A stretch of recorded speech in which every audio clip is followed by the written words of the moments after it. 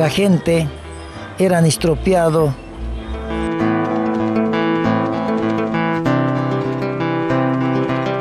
Los pueblos indígenas estábamos un poco discriminados.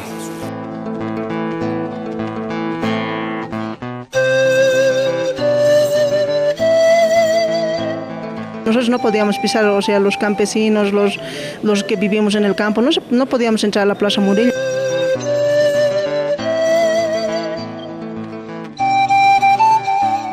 En la escuela a mí me hacían desfilar el Día de la Raza, diciendo mis maestros.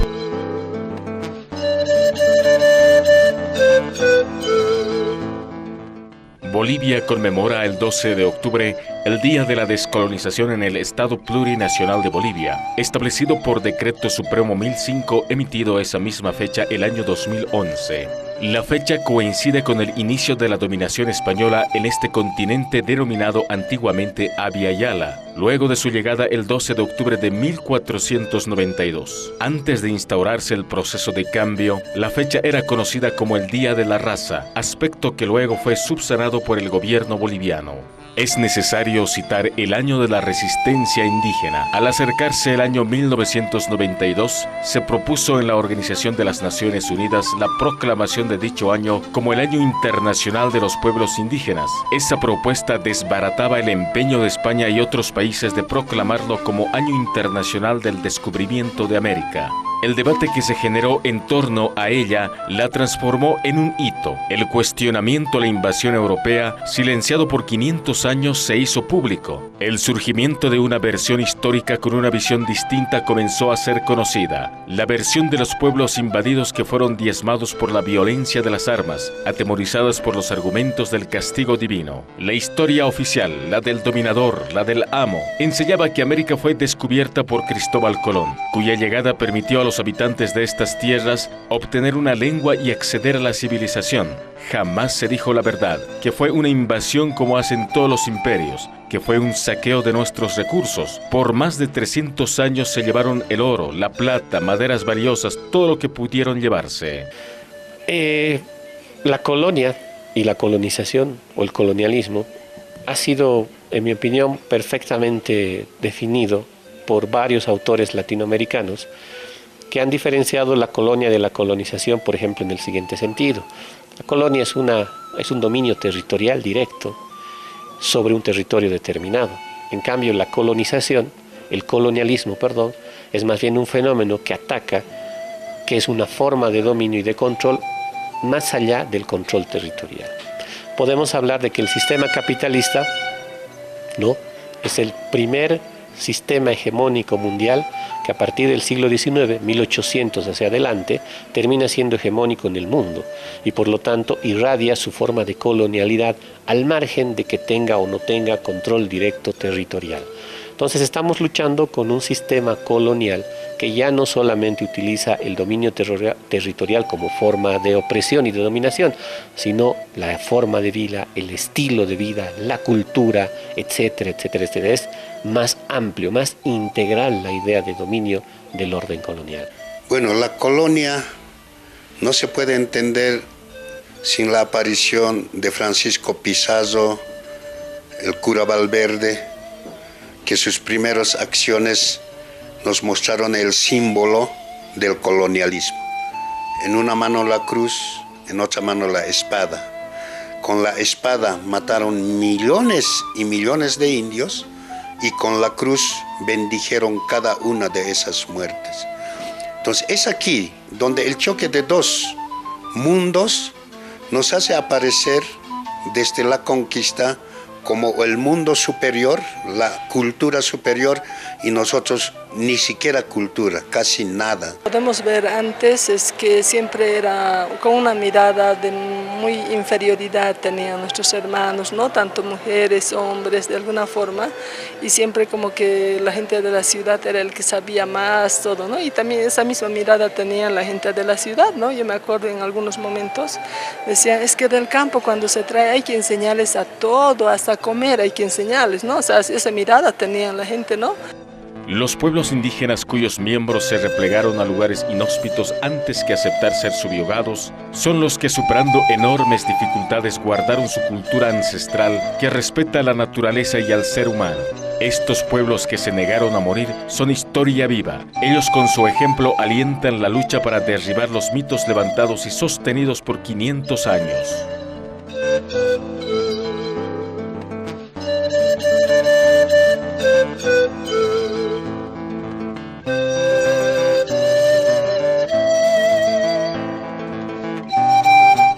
Según la ONU, en América Latina y el Caribe, los pueblos indígenas suman unos 500 millones de personas, cerca del 10% del total de la población.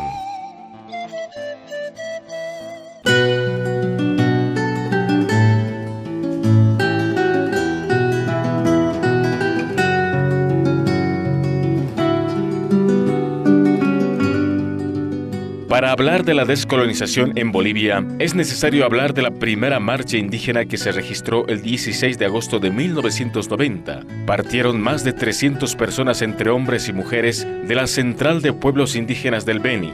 Llevó la consigna Marcha por el Territorio y la Dignidad. Atravesaron 640 kilómetros a través de selvas, montes, ríos, montañas.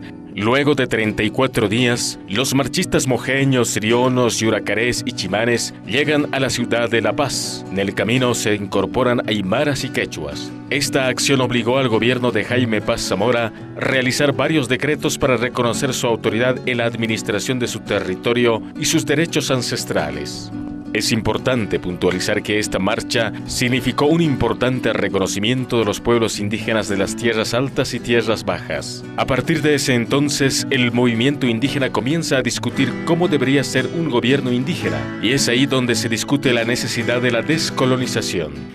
Realmente se ha vivido una historia de resistencia desde la lucha de Bartolina Sisa, Micaela Bastida y más Tupac Amaru, Tupac Katari. Entonces, en ese contexto veíamos una lucha de resistencia. Gracias a la sangre de Tupac Katari, Bartolina Sisa, es que hoy vivimos este proceso de cambio. Nosotros, como organizaciones matriz departamental, hemos dado línea al país y al mundo de que es posible hacer cambios estructurales en un país que estaba oprimido por los gobiernos de facto, gobiernos de la derecha, gobiernos ladrones que nos han robado nuestros recursos naturales. Eso era la pura verdad, eso vivíamos. Pucha, eso era constante lucha, constante análisis en las reuniones, en diferentes encuentros, ya en sector campesino más que todo. ¿Qué somos? Hay que buscar nuestra liberación. Eso yo me acuerdo que analizábamos antes de la nueva Constitución.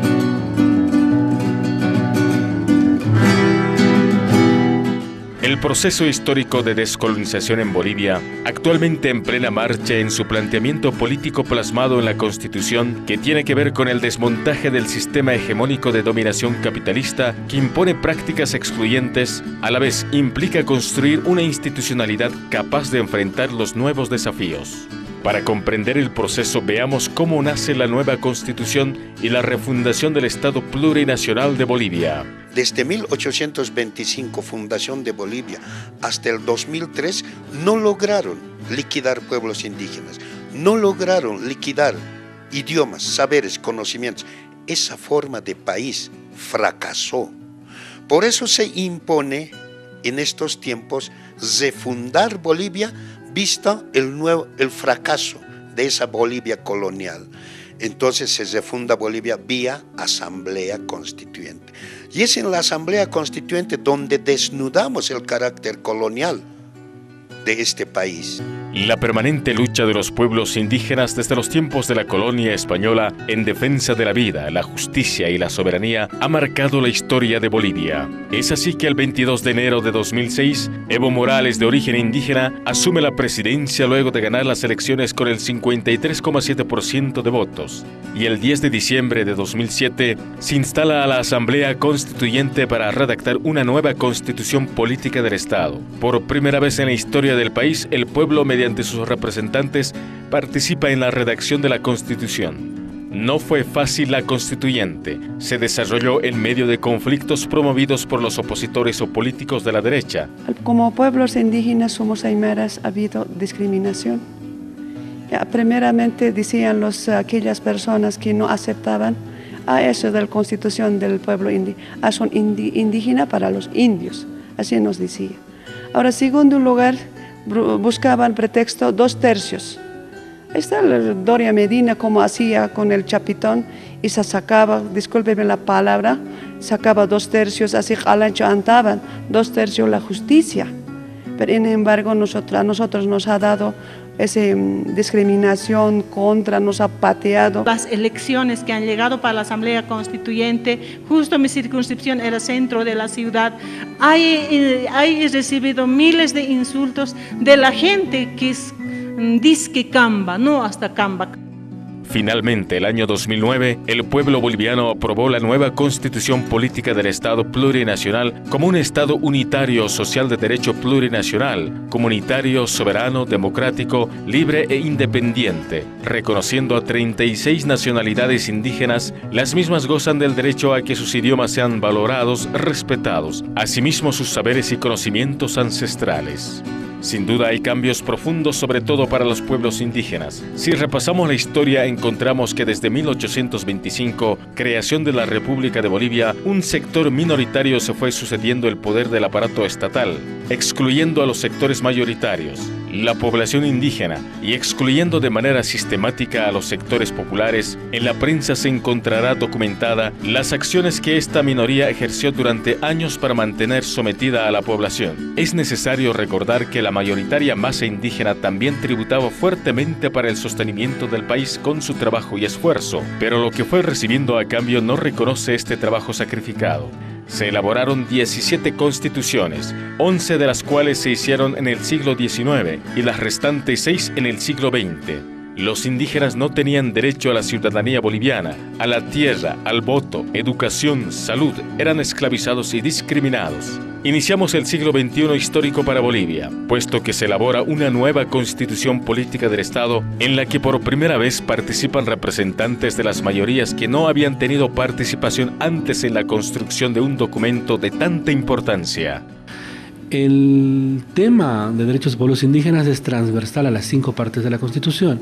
En la primera parte, pues define al Estado como un Estado plurinacional, define la condición de plurinacionalidad de una manera compleja a partir de la formación de los órganos de poder con participación de pueblos indígenas.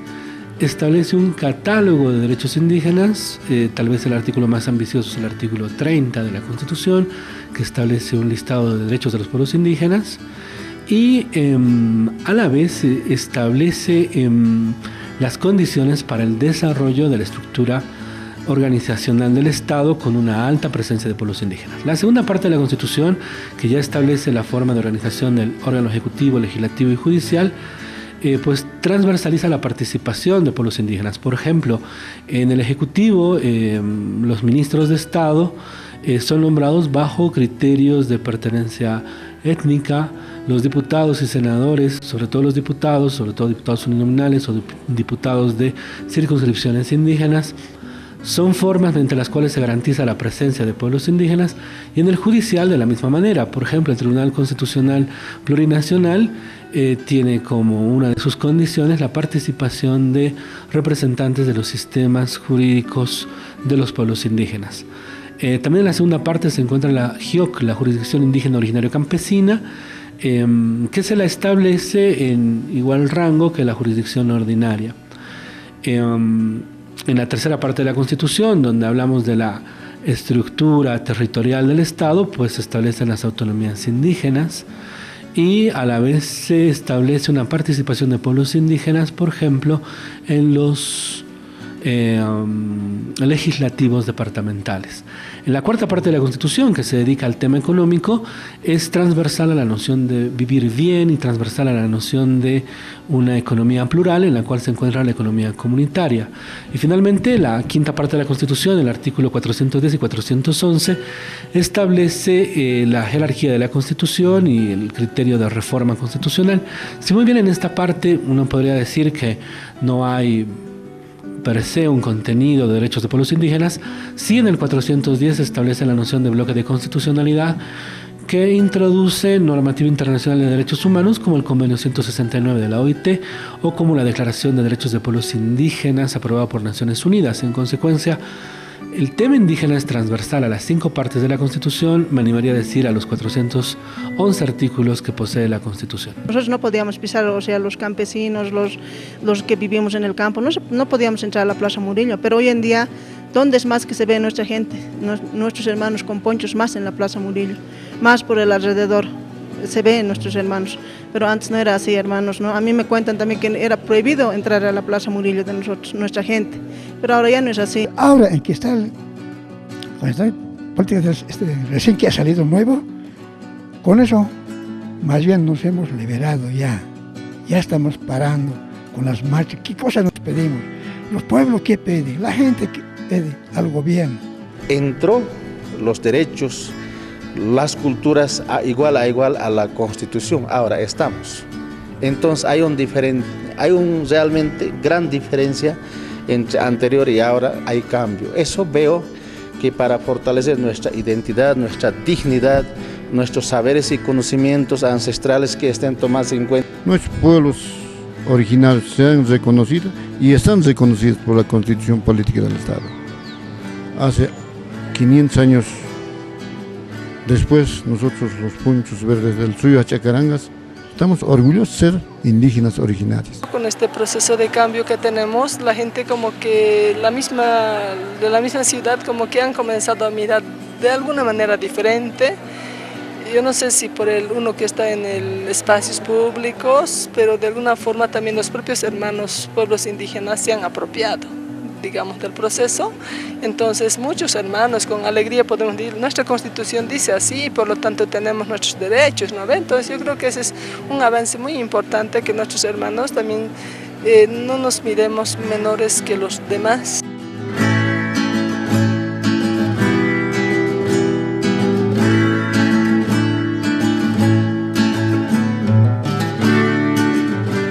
En el marco de la Constitución Política, el Gobierno Nacional impulsa políticas de apoyo y revalorización de las tradiciones y saberes culturales de los pueblos indígenas. Es así que el 21 de junio Bolivia, en más de 300 lugares sagrados, celebra el Año Nuevo Andino Amazónico, con ceremonias, actos rituales al Wilcacuti o Inti Raymi. Los pueblos indígenas este año celebraron 5.525 años de existencia.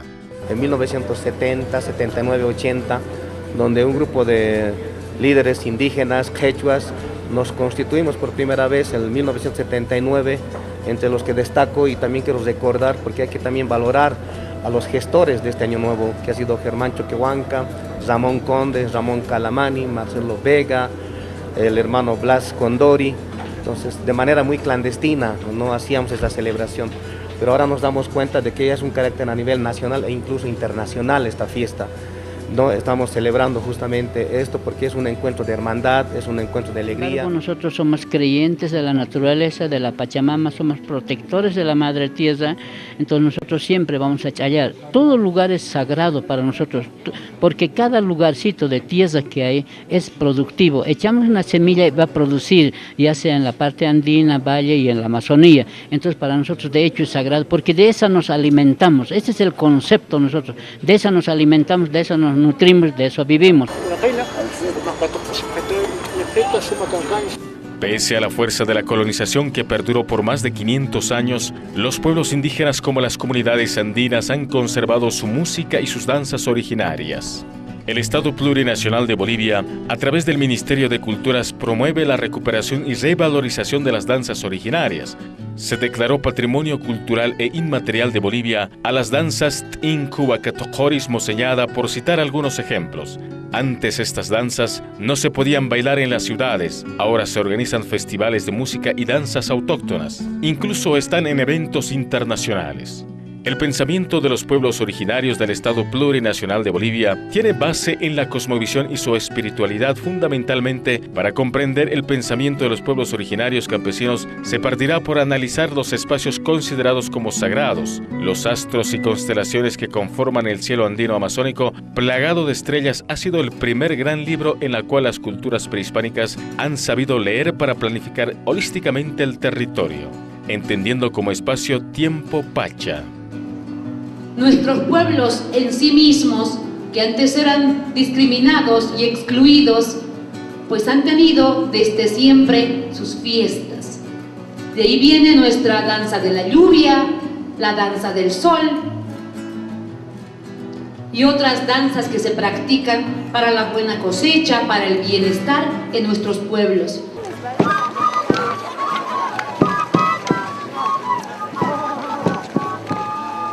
Bueno, acá tanzaja comunidad acá altiplano xan toqpao no taqichi extensión toqtapjaspawa kunateja acá naira chachilanakan toqtapawa porque acá tanzao que okja naira timpunja wale hachanjiyatana pik más soltero naka kama señorialis kaspas kama más suma ritual lora pritana kunatej con coloniaja mantankanja panakaja aymara nakatja la rusi pritana pi uka la rosita tra aymara nakaja uka vestimenta panakaja kupit asisaja upa colonian kinakalupil archuki urlas pritana ka ist autoqtabin peja kwata panakaja chanchaya pre porque aymara nakaja wali fuertita no wali tulko kambila huina nakasan cheka mas sadaskio aymara wana katigi.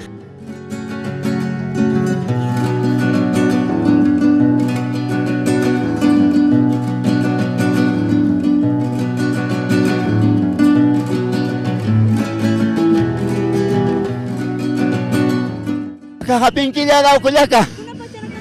Aka nanaga tokasi karnawalan. Kuna pachate wali chukina ka pangkate. Inna kayo ina sula halu ka pachawakan nanak tokasi pre. Tatarawi ut pinanaga pingkila tokasi pre kulaka.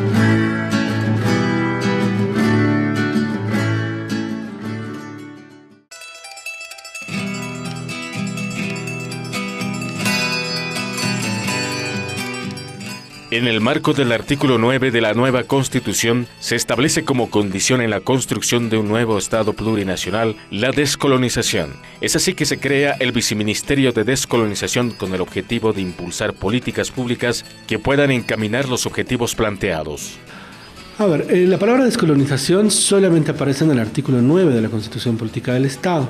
El artículo 9 establece la descolonización como un fin, una de las finalidades que persigue el Estado a partir del desarrollo no solamente de la Constitución, la legislación y las políticas públicas, sino a partir de los esfuerzos mismos de cada uno de los gobiernos que en última instancia pues les toque hacerse cargo de este país por periodos de cada 5 años. En este sentido, la descolonización, yo entiendo, es una política de Estado, no solamente una política de gobierno, es una política de Estado establecida en el artículo 9. La descolonización desde Bolivia tiene que ver con recuperar aquellos, o más bien tiene que ver con responder a los problemas que esta sociedad capitalista colonial ha creado no solo a Bolivia, al mundo entero, pero no desde la propia forma en que Europa y el mundo tiene su cultura, sino desde las propias fuentes bolivianas. Eso va a crear una torsión, un cambio en la forma de resolver el problema. Porque si yo enfrento los problemas de hambre, la crisis medioambiental, la crisis sistémica, la crisis económica, la crisis moral que tiene el sistema capitalista, desde la propia cultura y la tradición, la cosmovisión europea, podré repetir los mismos errores a los cuales nos han llevado eso. La descolonización querría decir para Bolivia que en vez de recurrir a las fuentes europeas que han originado estos problemas, hay que recurrir a las fuentes indígenas, porque ahí están potencialmente respuestas alternativas a todo lo que ha creado la civilización occidental moderna capitalista. Entonces, si algo puede entenderse por descolonización, es justamente este proceso, que para Bolivia lo enarbola mejor, porque aunque el problema indígena no es propiamente boliviano, porque producto del hecho colonial, muchos países como México, Guatemala, Ecuador, Perú, Bolivia, tienen un gran contingente de herencia de pueblos indígenas porque son los lugares donde habían las grandes civilizaciones indígenas. Esos problemas no han sido resueltos por los estados coloniales y por lo tanto esa herencia que ha quedado como resabio, como olvidado, como exterior al desarrollo moderno capitalista, porque se considera que lo indígena no vale, es atrasado, no es científico, la ciencia se escribe en inglés, el inglés es el lenguaje de la ciencia, etcétera, etcétera, todo tipo de cosas que se pueden imaginar prejuiciosamente. Lo que está pasando es que ese mismo sistema ha generado la crisis actual. Entonces Bolivia tiene la posibilidad de partir de elementos negados por la modernidad, y ahí están los pueblos indígenas. En Bolivia se establece el Día Nacional contra el Racismo y toda forma de discriminación. Se recuerda en Bolivia cada 24 de mayo, a raíz de un hecho que marcó la historia boliviana en 2008, por los vejámenes que sufrieron más de 50 campesinos en la ciudad de Sucre, cuando fueron recibidos a golpes por algunos grupos radicales y conducidos por la fuerza a la Plaza 25 de Mayo, donde fueron obligados a desnudarse y pedir perdón para luego sufrir una serie de maltratos físicos y psicológicos. Yo era un campesino de área rural de Mojocuya, de una comunidad que equivale, se llama mi comunidad. Yo como alcalde simplemente he venido a representar a mi gente, pero también recepcionar las ambulancias que estaba dotando el presidente. Por primera vez, historia era, todos emocionados nosotros, realmente ningún gobierno ha hecho, pero en este gobierno estábamos recibiendo esa ambulancia, a nosotros nos sirve, a eso hemos venido nosotros, no a protestar a nadie, ni a humillar a nadie. No está en nuestra cabeza ese de pelear, ese de discriminar, no está. En nuestra formación no está eso, en nuestra preparación desde familiarmente no está. Pero ese día no nos han aceptado algunos grupos, algunos estudiantes de la Universidad de San Francisco, no nos han aceptado de que estemos aquí en la ciudad de Sucre. ¿Por qué? Seguramente estamos de ponchos, estamos de abarcas, de sombreros, cara seguramente del campo, siempre el sol nos quema, así. Entonces eso era delito para ellos, por eso no nos han permitido, no nos han aceptado, han actuado contra nuestra voluntad. A raíz de estos hechos nace la Ley 045 contra el racismo y toda forma de discriminación, promulgada el 8 de octubre de 2010. Bolivia vive uno de los momentos más importantes de su historia. Por primera vez son los excluidos históricos quienes proporcionan los lineamientos de vida para el país, enmarcados en el respeto a la diversidad cultural y a la madre tierra. El Estado prohíbe y sanciona toda forma de discriminación fundada en razón de sexo, color, género, edad, orientación sexual e identidad de género, discapacidad, estado de embarazo u otra que tenga por objetivo o resultado anular o menoscabar el reconocimiento, goce o ejercicio en condiciones de igualdad de derechos y libertades de toda persona. Respecto a los avances de esta ley, en la sesión ordinaria anual 2017, el Comité Nacional contra el Racismo y toda forma de discriminación destacó entre sus principales logros de su gestión como la creación de la Dirección Nacional de Descolonización y Doctrina Institucional de la Policía Boliviana, la conformación de brigadas estudiantiles y la consolidación de los comités departamentales.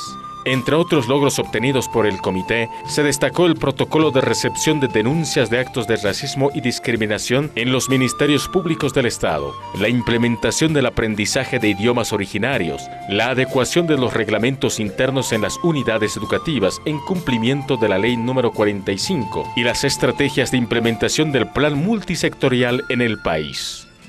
Yo creo que también las autoridades originarias están reconocidas en la Constitución Política del Estado. Entonces, todas las autoridades originarios, sindicales, estamos reconocidos y anteriormente el racismo era grande. Nosotros no podíamos ingresar como dirigentes o autoridades originarias libremente ni a un banco. Ahora, actualmente, las autoridades originarias que es bien atendido y también bien recibido, las autoridades del campo. Entonces, de ahí nomás hay que ver de que anteriormente cómo era y ahora cómo era. Antes el racismo cómo manejado. Nosotros pues en el campo nos sentimos orgullosos de lo que somos nuestra vestimenta antigua. O campo ni que acceso que en Tacpacha ni para si Aymara ruta sapa miércoles descolonización o Cataipina, que te cataqui curso Aymara inicial hayu cambio sarajata kotukata ipinja nanaka palt apto aymara dut yateqa phañaso taqpachani taqpacha servidores públicos ukamata kitine kate port anipki hupanakaro suma katok yataki nakah yaqtiqta yaptua kan taqini pasapta kursunaka aymar parlasiña Bolivia es un modelo para otros países a nivel latinoamericano en la lucha contra el racismo y toda forma de discriminación gracias a la Ley 045. Ya la gente está más comprendido, sí, en todo. Ya ahora la gente ya no es como antes. Ya son estudiantes, colegiales, especiales, abogados ya hay. Muy especialmente ahora la gente ya son muy civilizados, nuestros hijos. Ya sea libertad, ya saben todo. De más antes como nos han hecho, pero ahora mala suerte que ellos van a aprovechar, nosotros no hemos aprovechado nada. Es la libertad para ellos.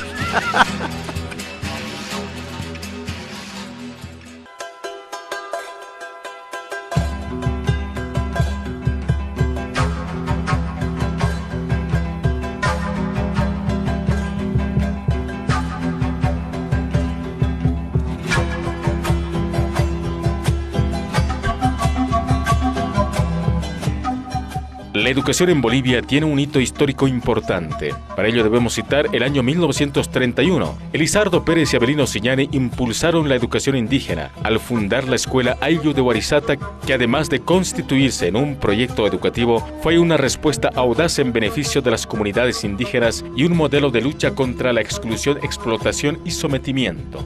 La comunidad educativa la conformaban maestros, amautas, niños, niñas, jóvenes. Al instante, a las 8 de la mañana hasta las 9, la comunidad estaba completamente con asistencia a la reunión general. En ese reunión, Elizardo Pérez presenta su plan de fundar una escuela indigenal, una escuela para los campesinos, con los siguientes temarios: estudio, trabajo, producción y investigación. Tiucau que usara que es warisat localito tuay escolariatitan. Que tiucau que usara que es warisat localito tuay escolariatitan. Hutapham kuyakitanak, hutapham tawakitanak uyandiatete. Desde el punto de vista pedagógico, Warisata promovió los fundamentos de una escuela única basada en una enseñanza con enfoque técnico y productivo. Los principios fundamentales de la experiencia de Warisata fueron reconstituir los valores comunitarios del Ayllu promoviendo una escuela productiva basada en la cosmovisión de los indígenas. El Estado plurinacional rescata las experiencias de este modelo educativo en la Ley 070 Avelino Siñani Elizardo Pérez, promulgada en 2010. Plantea la educación descolonizadora eliminando todo tipo de discriminación étnica, racial, social, cultural, política para el acceso y permanencia de todos los bolivianos al sistema educativo plurinacional en igualdad de oportunidades y condiciones a través del conocimiento de la historia de los pueblos, procesos liberadores de cambio y superación de estructuras mentales postcoloniales mediante el reconocimiento, revalorización y fortalecimiento de identidades propias del país para la construcción de una nueva sociedad libre e incluyente. Kaputa masay sabuta masay takin mong kanyawan ay humarakitat ay hilata biska kanter korao kanter kulo lomans penkil tiri ay humarakitat ay hilata biska kanter. Yo creo que lo que la Constitución Política del Estado hace es recuperar toda una memoria histórica de lucha y de resistencia de los pueblos indígenas. Podemos tal vez identificar dos grandes momentos, ¿no? La propia experiencia de Warisata, que es sobre todo una articulación entre profesores que van a salir de la primera normal creada en 1809 en Sucre, que estudiantes que luego se van a volver en profesores, como Elizardo Pérez, que van a tratar de articular un proyecto propio con indígenas como Avelino Siñani, que eran parientes de los famosos caciques y apoderados. Los caciques y apoderados eran básicamente un movimiento del lado aymara que trataban de hacer que los hijos aprendan a leer y escribir como un mecanismo de defensa de las tierras para evitar que sean estas usurpadas, utilizando las propias leyes del Estado republicano colonial para poder, digamos, defenderse en ese marco, ¿no? Es un elemento importante que marca en el siglo XX un primer hito importante para la educación liberadora en Bolivia, ¿no? Estamos por el otro lado también los movimientos que se van a dar en el lado del oriente, sobre todo con los grupos guaraníes, que a partir de los años 80, 90 van a tener la capacidad de poder plantearle y disputarle al propio Estado las pretensiones, ¿no?, de su cultura, y evidentemente van a utilizar en ese momento las políticas educativas de ese entonces para catapultar sus demandas. Ellos decían, hay que abandonar el arco y la flecha, y hay que tomar la hoja y el lápiz, ¿no?, como una señal de nueva revolución. Entonces, esa acumulación, que si podemos dar más detalles sería largo, desemboca pues en el debate de la Asamblea Constituyente. Ya la Asamblea Constituyente es un horizonte nuevo, ya el Estado colonial, la herencia neoliberal que se estaba implementando durante 20 años se rompe, los movimientos sociales, las organizaciones empiezan a resquebrajarlo, y a partir de la emergencia del presidente Evo Morales, obviamente se da todo un contexto histórico para que las reivindicaciones profundas de la transformación estatal, y en este caso de la educación, puedan darse lugar. Entonces creo que la Asamblea Constituyente es una síntesis de todos esos elementos que van a desembocar en lo que llamamos ahora Ley 070 o Revolución Educativa. El proceso de implementación de la nueva ley educativa se ha ido consolidando con programas como el Profocom y las publicaciones de material educativo, así como la actualización tecnológica y la dotación de computadoras. En el país, dentro de los avances, más de 138.000 maestros son formados en el programa de formación complementaria Profocom. Lo que hay que pensar es que el modelo es propio, por lo tanto, el diseño mismo del modelo está en proceso de construcción. Ese es un elemento fundamental.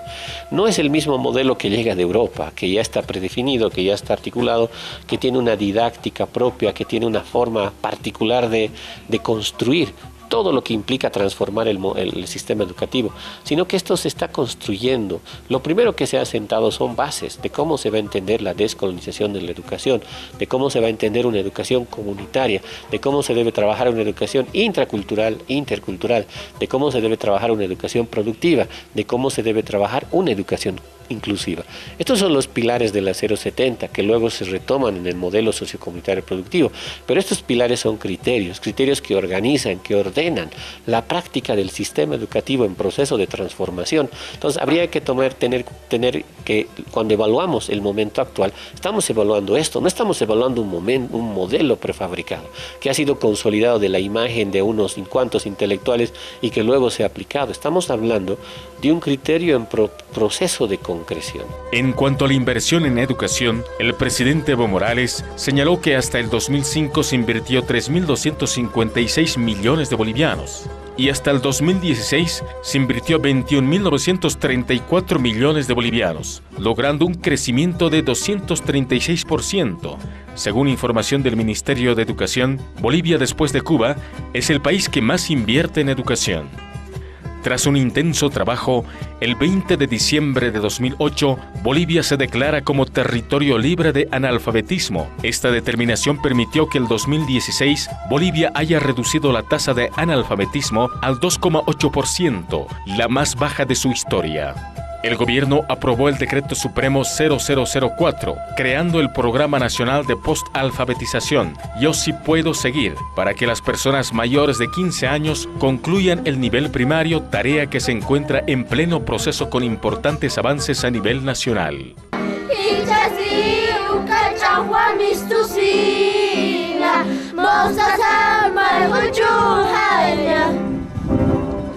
Titi. Titi. Señor viceministro, estamos inculcando en 2 idiomas. Lo que se hizo ahora en la revolución educativa es tener casi más de 130.000 profesores en cursos de 2 años de complementación que tienen la misión de poder comprender y aplicar y concretar el modelo. Ese es un avance significativo.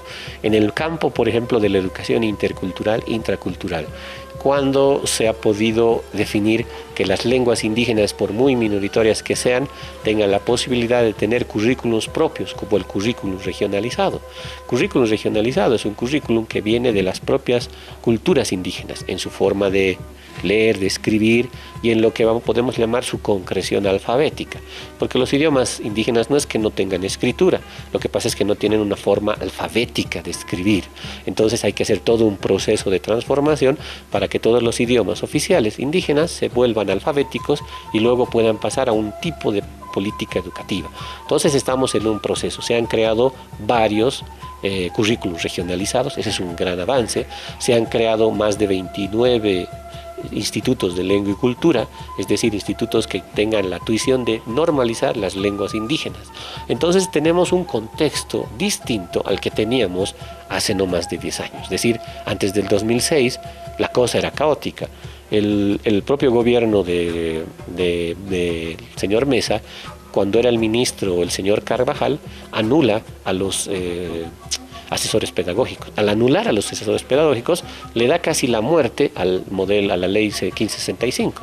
Entonces, 2004, 2005, 2006, 2007, cuando se empieza a organizar, vivimos momentos de caos en el plano educativo. El indígena mismo ha ido esclavizando a su propia raza, ha ido creyéndose ese papel de que él es menos. Uno de ellos es el racismo. Entre nosotros, como indígenas, nos atacamos. Sin embargo, ha sido una serie de luchas que ha sembrado en el Aymara. Hasta el 2025 es el tema de la juventud. Hay que reconocer que tenemos muy pocas políticas públicas con respecto a la juventud. Hay juegos plurinacionales, hay olimpiadas científicas, está bien, pero tenemos que profundizar mucho más. Y por eso nosotros estamos tomando el tema de la identidad sobre los jóvenes. La forma de educación que tenemos, que hemos tenido, nos ha enseñado a avergonzarnos de lo que somos. Los chicos, antes de ir a la escuela, se miran en el espejo, se miran morenos, se miran chatitos, no se quieren. Nos han enseñado a tener vergüenza. Las chicas, cuando se miran en el espejo, quisieran verse 90, 60, 90, pero no es eso lo que ven. Entonces tenemos que aprender a ser orgullosos de lo que somos, tal como somos. La capacidad de ser orgulloso de ser aymara, de ser quechua, será la base. Y eso tenemos que trabajar con los jóvenes. Y para eso nosotros utilizamos como instrumento, como herramienta, Fausto Reinaga. Antes de leer el libro, sí. Incluso yo me podría haber declarado como una persona negadora de quién era. Porque incluso cuando estaba en colegio, como bien lo decía antes, mi madre es de Pollera y antes tal vez no le daba ese valor que hoy en día le doy. El propósito inicial de una descolonización de la política es describir la posibilidad de una nueva política en que varios actores han sido incluidos para ser protagonistas históricos, autoridades nacionales y líderes que en sus manos está el destino de nuestra patria. Por ejemplo, desde el año 2014, Bolivia cuenta con 41 asambleístas indígenas considerada como la más alta representatividad de la historia. El gobierno de Bolivia tiene 7 circunscripciones especiales para diputados indígenas de Oriente, Chaco y Amazonía. En las elecciones nacionales en octubre de 2014 y las subnacionales de marzo de 2015 han consolidado la presencia de la mujer en la Asamblea Nacional, departamentales y consejos municipales en cerca del 50%, cobijada en el cumplimiento de la ley de paridad y alternancia. Bolivia es uno de los países que más avanzó en el marco normativo a favor del ejercicio de la participación política de las mujeres. Por ello se coloca a la vanguardia de la paridad de género en América Latina junto a Ecuador, México, Costa Rica y Nicaragua, según un estudio realizado por ONU Mujeres. Estos resultados demuestran los avances en el proceso de la despatriarcalización, parte importante en el proceso de la descolonización. 10 años atrás era imposible pensar ministras en calidad de senadoras, en calidad de diputadas, en calidad de concejalas y alcaldesas, directoras distritales, Fuerzas Armadas, Policía Nacional, que hemos logrado una conquista bien grande. Pero estamos pasando en un momento de revolución cultural, democrática. Ojo, no hemos logrado con guerra, sino hemos luchado en su propia cancha, con su propio árbitro y con sus propias normativas. Entonces, gracias a las luchas que se ha dado, de los legados que nos ha dejado Bartolina Sisa, propio Domitila Chungara, propio Juana Azurduy de Padilla, no hemos claudicado ni un solo segundo. Hemos seguido avanzando desde las organizaciones, desde los movimientos sociales. Entonces, en hoy día ya tenemos 20 artículos en la Constitución Política del Estado a favor de la mujer, 10 leyes a favor de la mujer y una participación muy amplia. La ley INRA nos dice 9% nomás anterior se titulaban, ahora es 44%. Es un avance muy fuerte. La democracia no se construye con discursitos, la democracia se construye con hechos, y esos hechos en estos últimos años hacen que las mujeres hoy estemos en los espacios de toma de decisión que en la vieja lógica de la democracia pactada no existía.